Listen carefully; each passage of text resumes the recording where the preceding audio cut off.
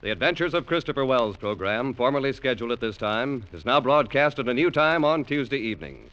Tune in for The Adventures of Christopher Wells next Tuesday and every Tuesday at 6:30 p.m. Pacific Standard Time.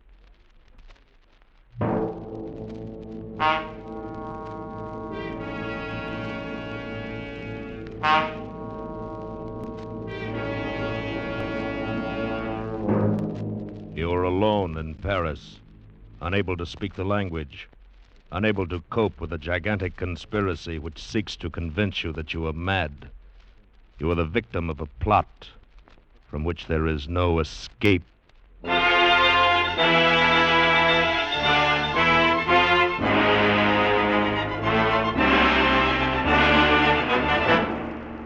Escape. Produced, directed, and tonight written by William N. Robeson, and carefully contrived to free you from the four walls of today for a half hour of high adventure.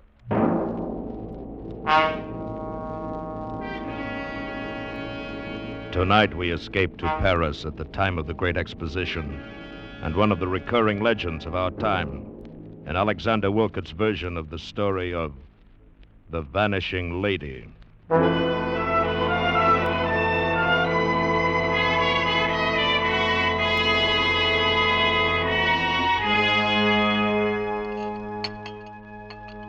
Another cup of tea, Bruce?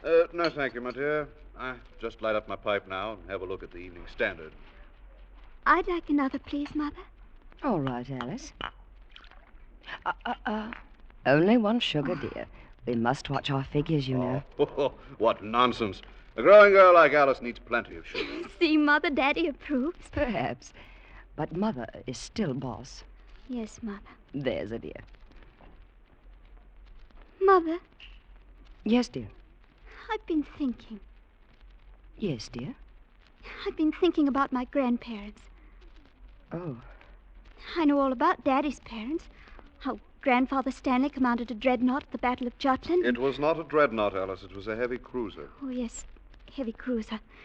And he got the VC, and how Grandmother Stanley was a volunteer nurse at Westerl Arch when the Zeppelins came over. And I know about your father, too, and how he died in India from his wounds, and how gallant he was at the Khyber Pass. But, Mother... Yes, dear. You've never told me anything about Grandmother Winship. Haven't I? No, and I'd like to know something Bruce. about... The child's 16. I think it's time she knew. But, Bruce... And you'd probably feel better to get it off your chest. What, Mother? What is it? Well, my dear, I've never talked about your grandmother because I've always half believed that someday, somehow, she would come down our garden walk and... I know it sounds silly, and explain where she's been for the last 20 years. Why? What happened to her? I don't know. And I don't suppose I ever will. Cynthia, darling, if it's going to upset No, you... Bruce, you're quite right. It would be best to get it off my chest, as you put it. As you know, Alice, I was born and brought up in India. And I was about your age when my father was killed in the Khyber campaign. Mother decided to leave India for good and return to her old home in Warwickshire. However, since it was necessary for her to go to Paris to attend to some details of my father's estate, she decided that we should leave the P&O boat in Marseille and proceed by train. You may imagine the timidity with which we two unescorted ladies traveled across France, without the slightest knowledge of the language, and without, indeed, assurance that we could find a hotel room in Paris, though we had telegraphed for reservations from Marseille. You see, the Great Paris Exposition had just opened, and the city was jammed with visitors from all over the world. You may imagine our relief when we arrived at the Grand Hotel Universel and heard the clerk speak in quite understandable English. Mademoiselle Winship, welcome, welcome. You will please to sign the register, air and air. You have our reservation? Oh, indeed, yes. Most fortunate, madame, that you telegraphed. For I have reserved for you the last room in the house. Oh, I'm so relieved. Here, Cynthia. You may as well learn now to sign a register for yourself. Oh, yes, Mama. Where do I write? There in that line. Oh, yes, I see. Voilà. You are fatigué from your journey, no? I shall have the boy show you to your rooms at once. Chasseur, chasseur! Oui, monsieur. Le parlement 342 pour mademoiselle et madame Winship, tout de suite. Ah, bien, monsieur. This is your baggage, madame? Yes, these 6. Le voilà le bagage. Cynthia. Il y a 6 pièces. You'd best carry the little one with the medicine in it. Yes, Mama. Dis-moi, mademoiselle. Thank you. I'll take that one. The little red one. Très bien. This way, ladies. Keep your eye on that porter, Cynthia. I don't trust this Frenchman. Oh, Mama. I don't think he'll make off with our things. Here's the lift. 3e étage. 3e. Oh, I do wish we could have gone straight on to Southampton. But you'd only have had to come back across the channel to see the solicitor, Mama. We really save time this way.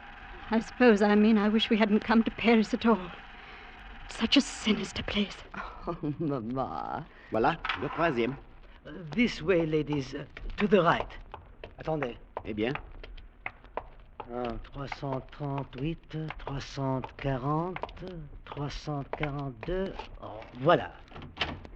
Entrez, ladies. Thank you. Oh, what a lovely big room. And look, Mama. French windows. And the park out there. Ladies desire. No, And the thank you. square with the Here. statues on Merci. it. Oh, and look Thank at the you, river ladies. over there. And those beautiful, beautiful bridges. Oh, Mother, it's something out of a book. Yes, my dear. That's the trouble with Paris. It's so attractive. But underneath it's evil. And look at the furniture, the gilt clock, and this lovely marble table. Oh, Mama, everything is so French. I'll be very glad to be on my way to where everything's English by this time tomorrow. Now, come away from that window and help me get into something comfortable. There's it, dear. Yes, Mama, of course. I don't know when I've been so tired. I just can't seem to catch my... Mama, what's the matter? Mama! Mama, speak to me.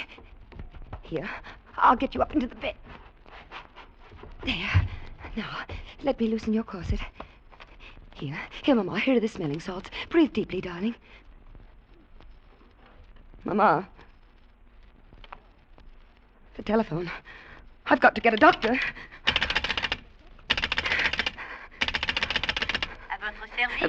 Hello, operator. Will you please send a doctor up to room number... Oh, let me see. Number 342. Pardon? Qu'est-ce que mademoiselle désire? Will you please send a doctor to room number 342? Je ne comprends pas. Qu'est-ce que mademoiselle A désire? doctor! A doctor! Ah, oui, un docteur. Oui, mademoiselle, tout de suite. While I waited for the doctor, I did everything I could to think of to bring my mother back to consciousness. I massaged her fingers and toes. I put wet cloths on her forehead. I waved the smelling salts under her nose. But she lay silent and white and unmoving like one dead. Only the quick, shallow movement of her breast assured me she was not. And all the time another anxiety possessed me. What if this doctor could not speak English? How should I tell him the circumstances of Mother's unexpected fainting? How should I understand his instructions for treatment? I'm sure it was not long, although it seemed like an eternity before he arrived, accompanied by the manager of the hotel. And to my great relief, they both spoke English. The doctor felt Mother's pulse, took her temperature, and did the usual things that doctors do. Then he turned to the tail-coated hotel manager. Parle-t-elle français? Pas un mot. Vous en êtes sûr? Tout à fait. Alors, je ne peux parler à mon aise. Monsieur, ceci, c'est une affaire très sérieuse. N'ayez pas l'air alarmé lorsque je vous mets au courant. Cette femme est atteinte de la peste. De la peste. Elle n'a qu'une heure à vivre. Je n'ai pas besoin de vous dire que While si they ceci se talked in connaît, this votre language I père couldn't va understand, I looked from one face to the other, trying to read from their expressions how serious my mother's illness was. But they were as casual as though they were ordering dinner. Finally, I could stand it no longer. They must. You must tell me. What is the matter with her? Mademoiselle, your mother is ill, yes. Seriously ill. It is a collapse. Due perhaps to the strain of traveling. However, a week or two of absolute rest A week will... or two? We were to go on to England tomorrow. That would be out of the question. She cannot be moved for at least several days. Right now, she must have a complete rest. The next 24 hours will be critical. Oh, Mama. Poor Mama. No, mademoiselle, you must not break down, too. I need your help. Yes, Doctor. Immediately, I need some medicine. Will you fetch it for me? Why, yes. I but- must not leave your mother for a moment during these critical hours. Here, I will write down this address and a little message to my wife. Your wife? Yes, I have the medicine already prepared at my home. It will be faster to go there for it than to a pharmacy. There are a few chemists who have the ingredients. But couldn't you telephone? Hélas, I have no telephone. Well, then a messenger, perhaps. Oh, mademoiselle, you do not know Paris en fait. With the exposition opening, nowhere can you find a reliable messenger. They are all selling souvenirs. No, mademoiselle, you will accomplish the errand more rapidly yourself. Ah, voici l'adresse. Here's the address, 24 bis Rue Val-de-Grâce. And here is the message to give to my wife. But I don't know Paris at all. I'm a total stranger here. I'm sure the manager here will give the necessary instructions to the cabby. Indeed, I will. If mademoiselle is ready. Before I quite knew what was happening, I was seated in a rickety taxicab outside the hotel, with the doctor's message clutched in my hand, while the hotel manager gave a voluble direction to the cabby. Un pouvoir assez grand pour remplacer cette vieille bagnole. Allez au petit bain, hein? Prenez la piste la plus circuiteuse et surtout ne soyez pas de retour en moins de 2 heures. Entendu? Entendu. Bon. It is arranged, mademoiselle. Jacques here is one of our most trusted cabbies. He will get you to the doctor's house and back in safety. Oh, thank you so much, sir. And you will look after Mother, won't you? Oh, indeed I will. Of that you may be sure.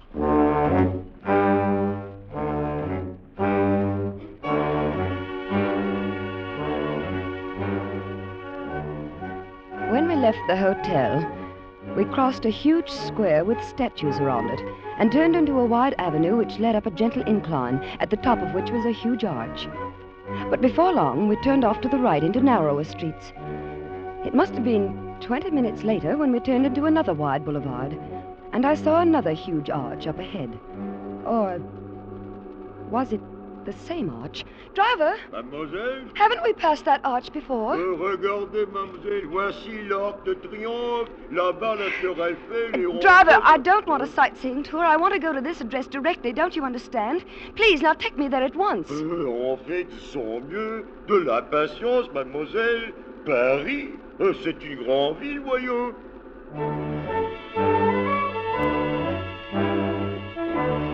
At last we turned into a narrow street and pulled up before a grim grey house. The blue enameled sign on the wall read number 24 bis. I jumped out of the cab almost before it stopped, rushed up the 3 stone steps and pulled at the brass bell knob. Oh, hurry. Hurry, hurry, please. Oui? The doctor sent me for some medicine. Here, please read this. Retenez cette jeune femme aussi longtemps possible. C'est de la plus grande importance pour l'avenir de Paris et même de la France. Oh, entrez, mademoiselle. Thank you. Quand vous ne pouvez plus la faire The doctor's wife stood there reading and rereading the note as though she didn't understand it. And until I thought I would scream. Oh, please, please hurry. Get the medicine. It's my mother. She may be dying. I must get back to her. Please hurry. Asseyez-vous. She pointed to a chair. Attendez. And slowly walked down the hall and closed the door behind her. I waited. And waited. And I wondered. Wondered about the time the taxi had taken to get here. About that arch that looked so familiar. And I was torn by the 100 nameless anxieties that torture you when your nearest and dearest is ill. And then I heard something that froze my blood. A telephone. A telephone clearly ringing somewhere in the house. But the doctor had said he had no telephone. That was the reason I must come all the way for the medicine. No, it couldn't be in this house. It must be next door or across the street. Of course, that's where the sound was coming from. Allô? But no. Oui, elle est ici maintenant. It was the voice of the doctor's wife answering the phone. Oh, no. No, what monstrous plot was this? I felt my scalp crawl with terror. Brain pounded, my head felt as though it would burst. I wanted to scream, to run out of this awful house, to run all the way across Paris to the bedside of my mother. Voilà, mademoiselle. Oh, thank you. Thank you. Au revoir, mademoiselle. Now, driver, please. Please, in the name of your own mother, hurry back to the hotel as fast as possible. Please. Ben oui, on fait de son mieux, mademoiselle. Roulant.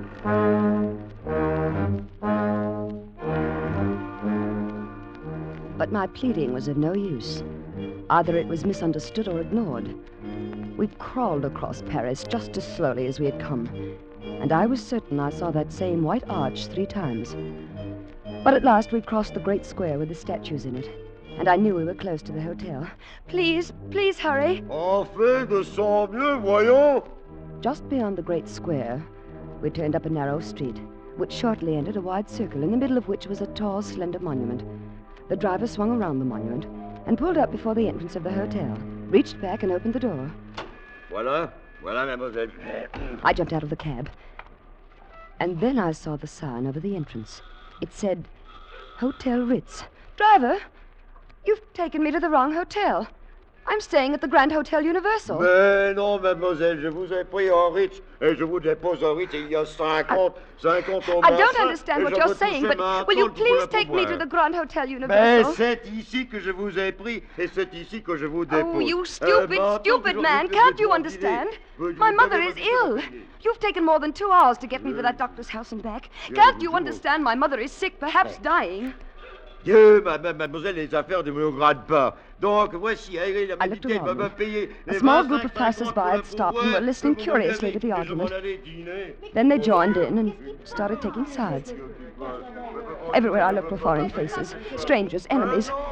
And then, shouldering his way through the crowd, I saw a bare-headed young man in tweeds with a pipe clamped in his teeth. And before he had a chance to speak, I knew help had come. I say, having some trouble? Oh, thank heavens you're English. All right, you are. What seems to be the matter? I told him rapidly as I could, and he paid the mulish cabby. Merci, monsieur. Popped me into another cab. And 5 minutes later, we walked into the lobby of the Grand Hotel Universal. The manager was behind the desk. My mother. Is she all right? I beg your pardon? My mother, Mrs. Winship in 342. Is she all right? Mademoiselle must be mistaken. There is no Winship in 342. What? 342 is occupied by Monsieur Auguste Noailles, a permanent guest. But don't you remember me? I'm Cynthia Winship. 2 hours ago, you put me into a taxi to go to the doctor's house for some medicine for my mother. I am afraid that mademoiselle is mistaken. I have never seen her before in my life. Well, look here, what is this? No, listen, I swear it to you. It's just as I say. We signed the register less than 3 hours ago. We got in on the train from Marseille. Well, let's have a look at the register. Yes, I'll show you I'm in 342. Where is the register? It is there, mademoiselle. You may see it for yourself. See, today's date. 14 guests registered, but I don't see any mademoiselle or Madame Winship. Do you? No. What have you done with my mother? What have you done with my mother? Please, mademoiselle. You have done something with her. Please, I demand to know. What have you done with my mother? Ask you to leave the hotel. We'll get to the bottom of this. Perhaps mademoiselle is mistaken. Perhaps she is registered at some other hotel. No. This is the hotel. The Grand Universal. You were standing there when we arrived. You handed my mother the pen with which she registered. You came to the room with the doctor. You put me in the taxi. But I assure you, mademoiselle, these are fantasies of wait, your wait a minute. imagination. What is it? That bellboy there. He carried our baggage. He'll remember. Garçon. Oui, monsieur. Vous vous souvenez avoir déporté le bagage de madame en numéro 342 cet après-midi? Non, monsieur. There were 6 pieces, don't you remember? You wanted to take them all, and I insisted on carrying the jewel case. It was a little red one? Oh, non, mademoiselle. C'est la première fois de ma vie que je vois mademoiselle. This is never saw you in his life before. But this is monstrous. It's impossible. My mother is somewhere in this hotel. What have you done with her? What have you done with her?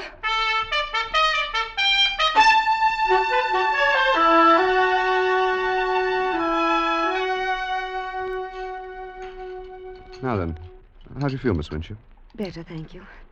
This soup was very nourishing. No, won't you have something else? Salad, a bit of roast? Thank you, no. A cup of tea, perhaps? Certainly. Garçon? Monsieur? Une tasse de thé pour mademoiselle. Tout de suite, monsieur. I don't know how to thank you, Mr. Do you realize I don't even know your name? It's Bruce. Bruce Stanley. I'm glad to meet you, Mr. Stanley. It's a pleasure, Miss Winship. Mr. Stanley, you believe me, don't you? Of course I do, Miss We Winship. did register at that hotel. We were in room 342. I can even describe the furnishings. There was a big window that went from the ceiling to the floor. Well, every hotel room in Paris has windows like that, Miss Winship. Oh, they do? Yes. Well, in this room, the draperies were plum-colored. There was a marble table, black marble it was, and a gilt clock. It had run down. The hands had stopped, I remember, at 20 minutes past 3. The walls were covered in rose brocade, and the bedspread was a washed-out yellow. Oh, if I could only get into that room, you'd see I'm not making this up. I'm not. I'm sure you aren't. Perhaps I can find a way to make them let you in the room. Oh, can you? Well, yes, I'm with the embassy, undersecretary sort of thing. I believe the British Empire has enough influence to change the mind of an obstinate Paris innkeeper. Then let's do it. Right away. Well, I'm afraid the might of Britain can't move that fast. It's past dinner time. But tomorrow we'll see. Tomorrow? But I must get into that room tonight. I have no money. Nowhere to sleep. Well, we can do nothing with the people at the hotel. You saw that. We'll just have to be patient until tomorrow. I'm sure I can find a room for you tonight in a pension near the embassy. You're so very kind. How can I ever thank you, Mr. Stanley? Well, you might begin by calling me Bruce. Thank you, Bruce. Thank you, Cynthia. Oh. What is it? I just thought of something. The doctor. The doctor? Yes, the one the hotel manager brought in to look after Mother. I still have his address somewhere here in my purse. Yes, here it is. Oh, we must go there immediately. He can tell us about Mother. Let's see. 24 bis Rue Val de Grace. Well, that's not far. It's just off the Boulevard Raspail near the Luxembourg. How long would it take to get there by taxi? Oh, about 10 minutes. But it took over an hour this afternoon.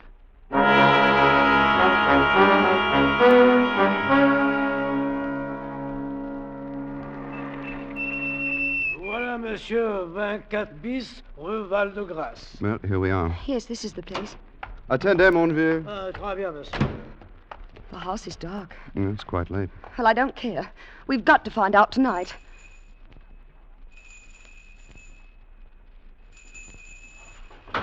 Qui est là? Qui sonne? Where is he? There at the upstairs window. Monsieur le docteur, c'est mademoiselle Stanley. Elle veut vous questionner à propos de sa mère. Stanley, je ne connais pas mademoiselle Stanley. He says he doesn't know you. But he must. Doctor, don't you remember this afternoon? You sent me to your house for medicine for my mother. Je ne comprends pas l'anglais. He says he doesn't understand English. Oh, the liar. The dreadful liar. He does. He speaks perfect English. Et vous, jeune homme, je vous conseille de ne pas déranger le repos des gens comme il faut et de vous en aller avant que je n'appelle la police. I'm sorry, Cynthia. Oh, Bruce. What am I going to do? What am I going to do?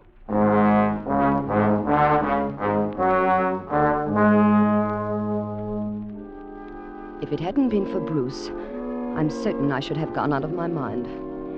He found a room for me at a pension near the embassy, where I spent a sleepless night of anxiety, almost beyond endurance. Bruce called for me at 10:30 the next morning and took me back to the hotel.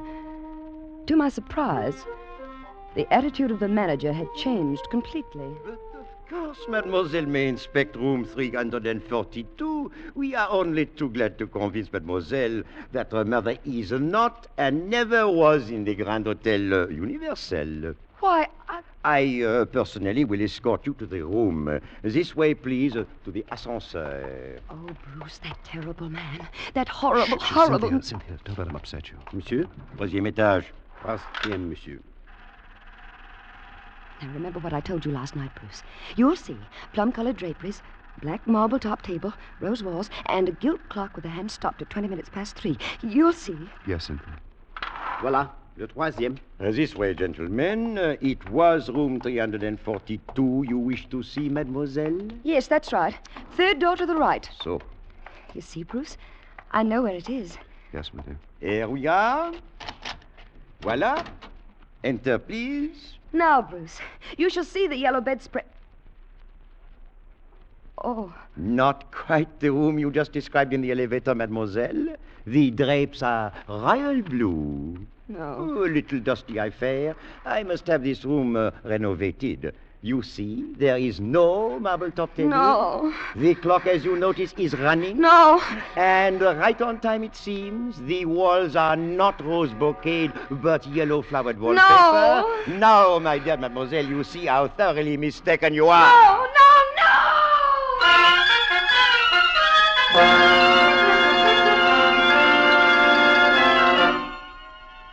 They had tried to make me think I was mad. They succeeded. I remembered nothing until I awoke in my aunt's house in England 2 weeks later. Thanks to Bruce, who never left my side, during those terrible days when my sanity hung in the balance. Well, that's the story, Alice. That's why I've never been able to talk about your grandmother Winship. Oh, Mother, how horrible. Because all these years, I've clung to the foolish hope that somehow she'd come back and tell us herself what happened. You poor dear. You may as well dispel that hope forever, Cynthia. What? Since you've at last brought yourself to discuss your mother's disappearance, I think it's time you knew the true facts. Bruce. Your mother died 20 minutes after you left the hotel on that fool's errand for the doctor. Oh, no. She died of the bubonic plague. She'd caught it in India before she sailed. The doctor recognized the symptoms the moment he examined her. He told the hotel manager in French in your presence. They agreed that the matter must be kept completely secret. If the news leaked out that there was a case of plague in Paris, the city would have been emptied of visitors and the exposition would have been a failure. Oh, Bruce. The conspiracy of silence began in the hotel. The bellboy was paid to claim he never saw you. The taxi driver was paid well to take you to the doctor's house by the most roundabout route. The note to the doctor's wife advised her to detain you as long as she could. And the taxi driver added his own imaginative touch by returning you to the Ritz instead of the Universal. I shudder to think what might have happened if I hadn't come through the Place Vendôme just then. But you didn't know. Not then. When did you find out? Next morning. By then, the conspiracy had grown to international proportions. The embassy had been advised. If the exposition was a failure, the franc would fall, the pound sterling would be affected, that sort of thing. I knew when we went back to the hotel you would not find your plum drapes and rose-colored walls and black marble top table. And you let me go through with that? What could I do? I was acting under orders. I knew that the hotel had completely fumigated and redecorated the room overnight, and everything was in readiness to repudiate your story. I had to let the last act of the dreadful farce play to its dreadful end. Mother. What did they do with Mother? Her body was removed from the room less than 30 minutes after you left it, and immediately burned. Why? Why didn't you tell me this years ago? Why did you let me go on all this time? This is the first time you have ever mentioned your mother since then, my dear. Alice. Yes, Mother? There's a new issue of the Tatler in the library, dear. Wouldn't you like to look at it? But, Mother, I want to... Now, dear. Want to have a talk with your father.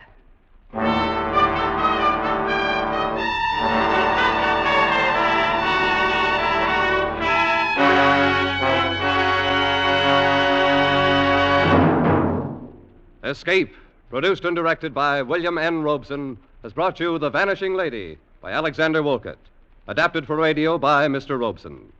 Cynthia was played by Joan Banks. Bruce was played by Hy Averback. The hotel manager and cab driver were played by Ramsey Hill. The musical score was conceived and conducted by Cy Fewer.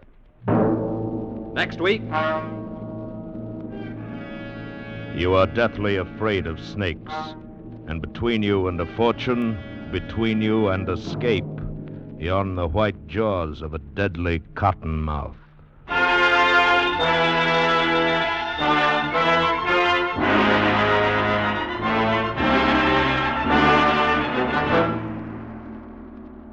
Next week, we escape with Irvin S. Cobb's famous story, Snake Doctor. Good night, then, until this same time next week, when again we offer you Escape.